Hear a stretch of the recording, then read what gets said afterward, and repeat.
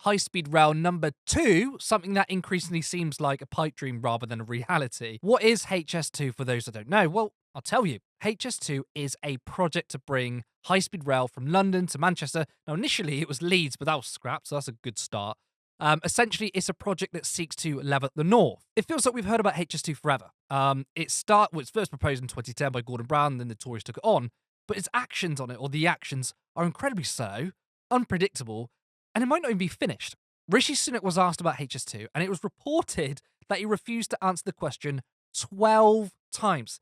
Here's a clip of Sunak refusing to answer basic questions surrounding HS2. Sorry, I feel just like we're going off topic here, and I just want to keep it focused on HS2 because you haven't. We're straight talking people in the north. It's a yes or a no.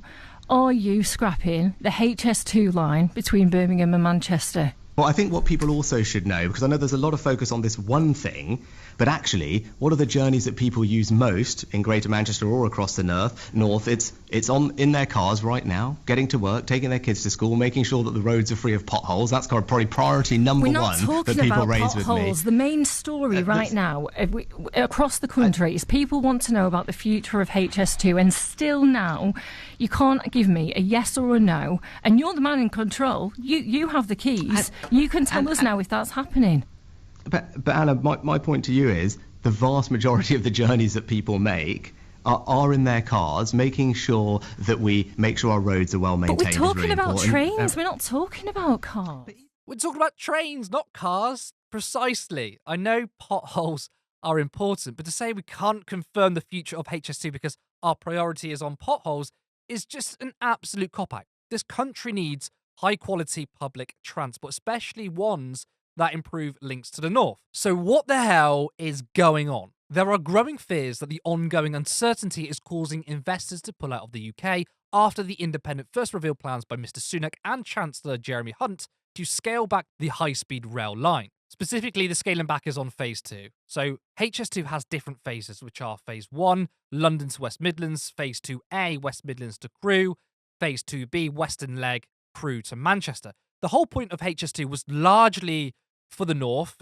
Regional quality is really bad in this country, and high-speed rail is one way of tackling it by improving the network from London to Manchester. Yet phase 2, which is largely the north, is not even guaranteed, which just shows how London-centric our politics is, or in this case, a bit more Midlands too.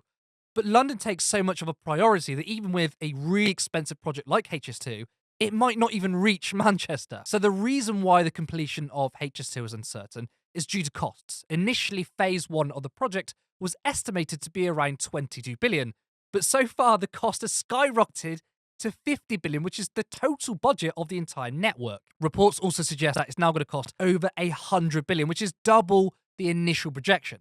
Our country is just so bad at planning, at building shit, that we somehow messed this up.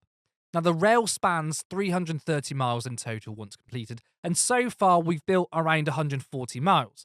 The construction began in 2017, so it's taken about 6 years. Now, compare this to China. I'm not some apologist for the government or anything, but we know they are not scared to spend money and use government investment. China built 10,000 kilometers in 7 years, and it cost, in total, 71 billion. So not only has China spent less per square mile, obviously since it's a far bigger country, they spent less overall. And it's not just China, but places across Europe. Their rail is far, far better and cheaper, and they just put us all to shame. Now, there's a word I'm thinking of which best describes why we're rubbish at this. What's the word? That's right, neoliberalism. After 40 years of a failed economic model, it's not surprising that we're shit at investment.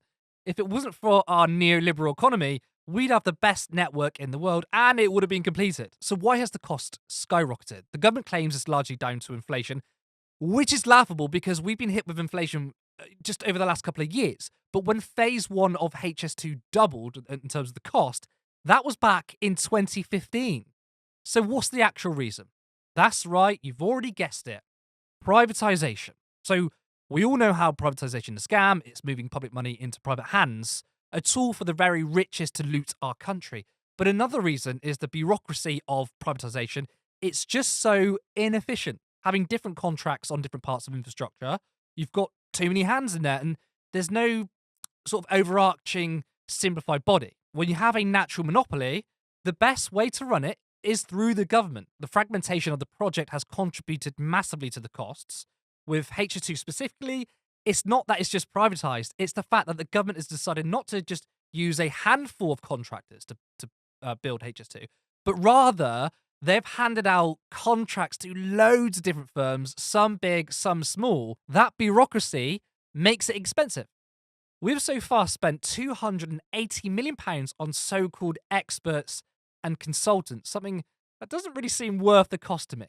And of course, you have to pay the profits to the businesses. To add more salt to the wound on a project that's been failing spectacularly, you'd think that rewarding managers with fat wages would be the wrong thing to do, and you'd be right, which is precisely what we've done. Mark Thurston, HS2's chief executive, earned £676,000 in 2022 to 23, including a £39,000 bonus. Alan Foster, who is HS2's chief financial officer, he was paid $513,000. $313,000 was paid to Chief Commercial Officer Ruth Todd. Alison Munro, who was the first chief exec back in 2014, was paid $115,000. She was then replaced with former Network Rail Infrastructure Director Simon Kirby, who was paid $750,000. So there we have it, a rip-off fragmented privatized system where the CEOs are laughing to the bank is why the project still hasn't been completed, and why it may never be completed, and why Rishi Sunak can't answer basic questions. Sunak, who is a massive neoliberal, one,